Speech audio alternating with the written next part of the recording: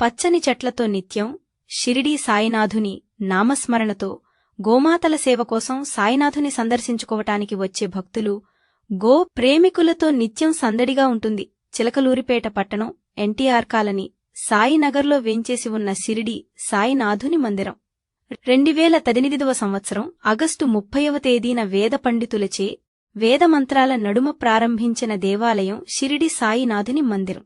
ప్రత్యేకంగా ఇత్రాన్ రాయితో రాజస్థాన్ నుంచి అత్యంత సుందరంగా జీవకళ ఉట్టిపడే విధంగా స్వామివారి విగ్రహాన్ని తెప్పించి ప్రతిష్ఠించి పూజా కార్యక్రమాలు నిర్వహిస్తున్నారు.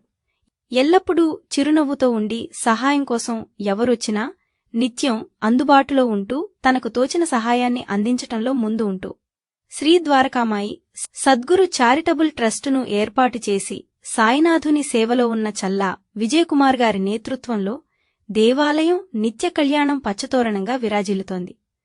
దేవాలయానికి కావలసినటువంటి ప్రతి వనరులను సునిశితంగా పరిశీలించి రాజీ పడకుండా ఏర్పాటు చేసి స్వామివారి నిత్య కైంకర్యాలను ప్రణాళికాబద్ధంగా నిర్వహించటం చల్లా విజయకుమార్ గారికి సాధ్యమయ్యింది. ఇక దేవాలయంలో ఉపలయాలను పరిశీలిస్తే దేవస్థాన ప్రారంభంలో కొలువైన మహాలక్ష్మి, గణపతి, గాయత్రి మంత్రం 24 అక్షరాలతో అమ్మవార్ల దేవతామూర్తులతో గాయత్రి స్తూపం అత్యంత రమణీయంగా ఏర్పాటు చేయడం జరిగింది. 27 నక్షత్రాల మహావృక్షాల మండపంలో భవానీ శంకర్ స్వామి కొలువై ఉన్నారు.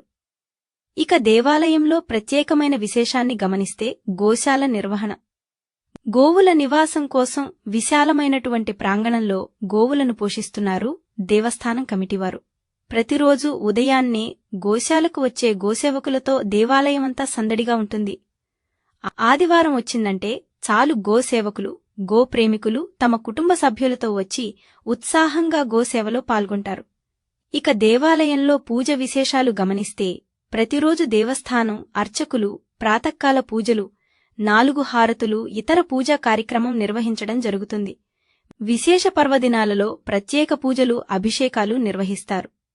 కార్తీకమాసం వచ్చిందంటే చాలు దేవస్థానంలోని భవానీ శంకర్ స్వామికి దేవస్థాన కమిటీ అధ్యక్షులు చల్లా విజయకుమార్, విజయలక్ష్మి దంపతులు తాము స్వామివారికి అభిషేకాలను నిర్వహించడమే కాక దేవాలయానికి వచ్చే సామాన్య భక్తుల చేత కూడా అభిషేకాలు నిర్వహించటం విశేషం.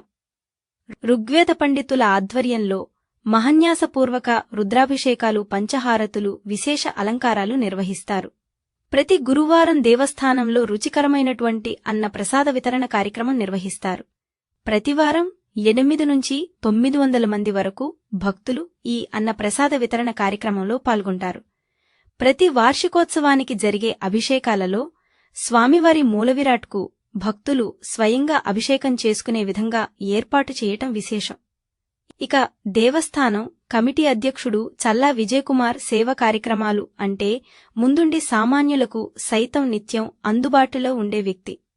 వివిధ దేవాలయాలకు, వివిధ సంఘాలకు గౌరవాధ్యక్షులుగా వ్యవహరిస్తూ తమ అమూల్యమైన సలహాలు, సూచనలు అందజేస్తుంటారు. రెడ్ క్రాస్లో కీలక పాత్ర పోషించి ఉమ్మడి ఆంధ్రప్రదేశ్ గవర్నర్ శ్రీ నరసింహన్ గారి చేత బంగారు పతకాన్ని పొందడం జరిగింది. చల్లా విజయకుమార్ గారి ఆధ్వర్యంలో షిరిడీ సాయి నాథుని మందిరం నిత్యం సాయి భక్తులతో కలకలాడుతూ ఉంటుంది.